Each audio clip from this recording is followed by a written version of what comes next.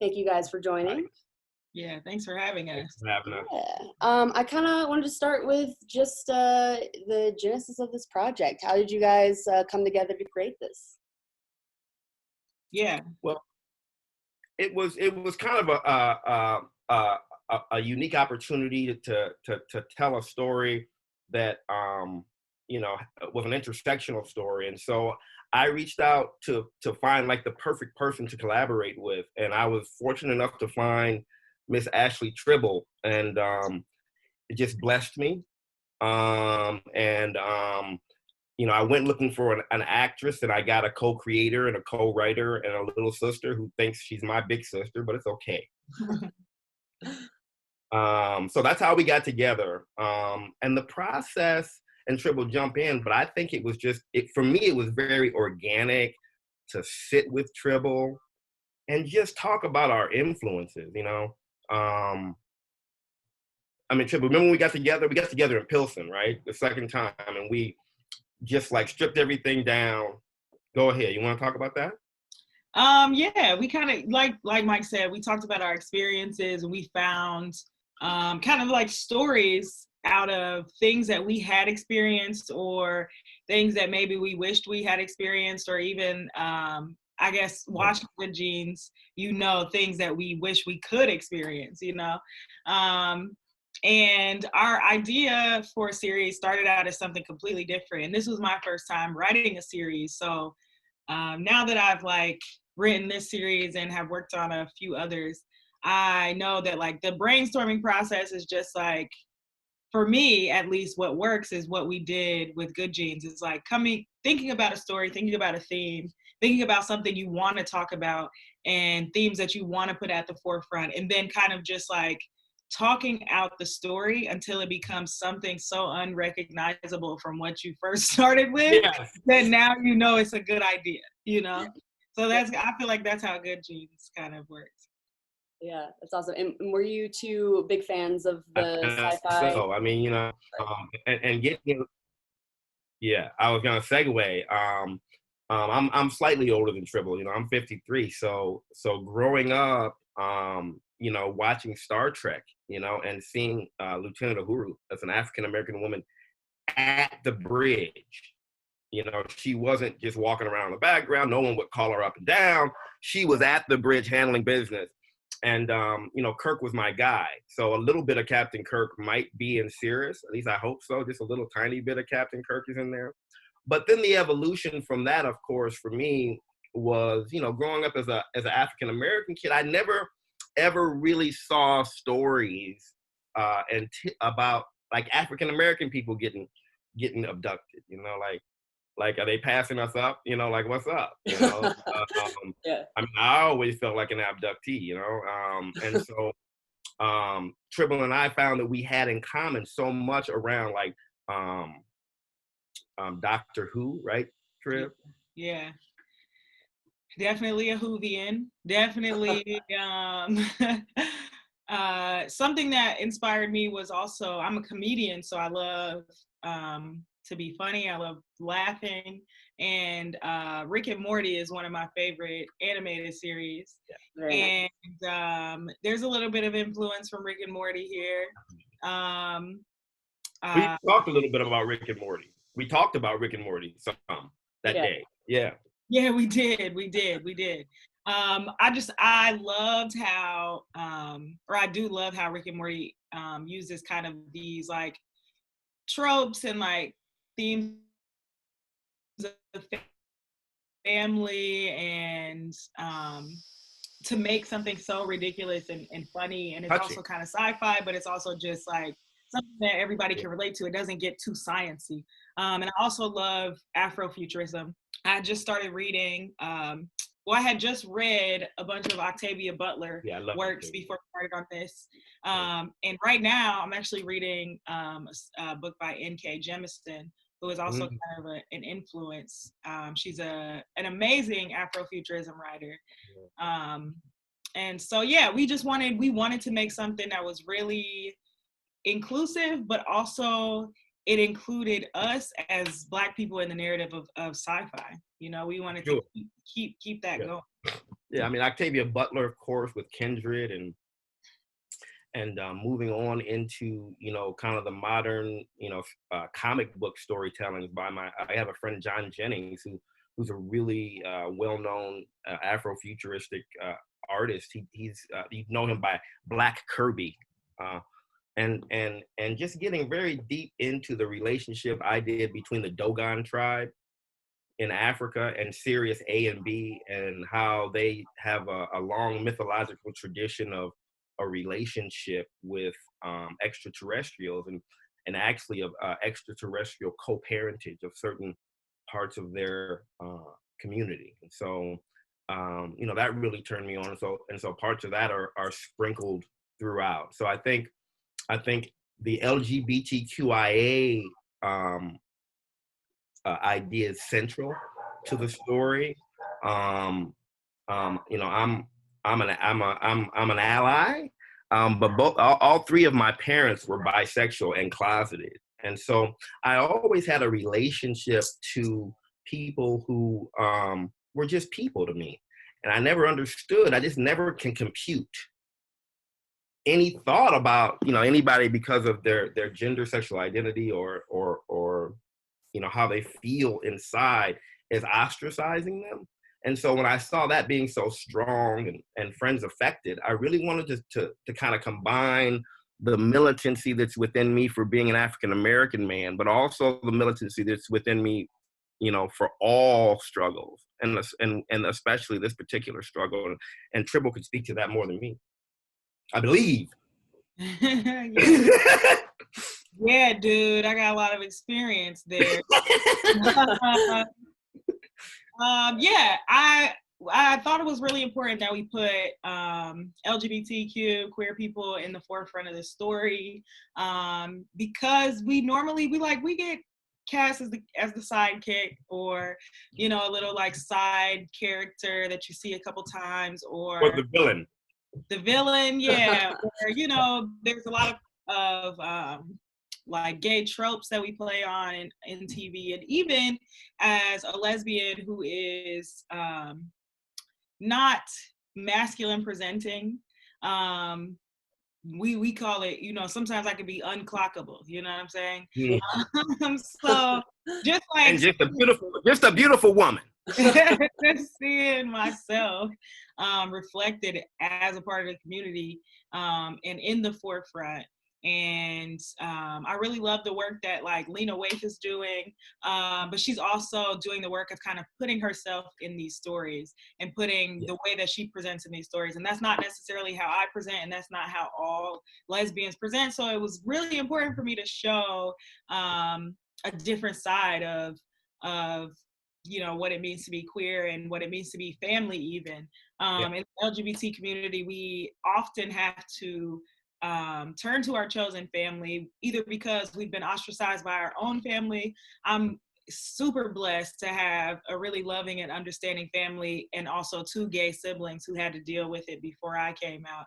So that's not the case for me, but what I have lived away from home for 14 years, and having chosen family, having other lesbians, other queer people in my life who identify differently, who are accepting, who are loving, who have space in their life for people like me, was super, super important to my growth and development and my survival, and so, and it's the same way for a lot of us, having to turn to our chosen family at any given time. So I really wanted that to shine through in this story. And everybody can relate to like friendship, to family issues. Everybody can relate to that kind of stuff. So I thought, that was a great way to not only put the queer narrative at the forefront, but to also be inclusive of everybody's, experiences in some way. Yeah, and the hero narrative, has not been inclusive thus far. Mm-hmm. And so, as an African American man over 50, and having, our wonderful LGBTQI cast, and not only cast but crew, director. I saw that as well. Yeah, very nice. you know, I think what we're also doing is we're breaking through a ceiling that is yet to be, that I can think of. Now, I may be corrected, broken, and having, you know, a sci-fi adventure story with an LGBTQI woman as lead. Yeah. And that's really important, you know, for everyone growing up, not just people who may want to identify with her and say, I can save the world too, but especially to me, for people who don't think she can. I want to prove she can save the world.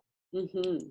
I love it. I love it. The representation that you guys give on screen is incredible and super important. And I also love the balance of, you know, it's there, but it's not the entire, you know, people aren't, not the entire identity. It's just that sole one thing, you know, it's balanced very well into the story. So kudos to you guys for doing that. It's And that's really intentional because, you know, we want our audience to be broad so that the idea can penetrate through the mainstream, so that, you know, 2 years from now there'll be multiple stories, you know, in this arena with, you know, differentiated heroes.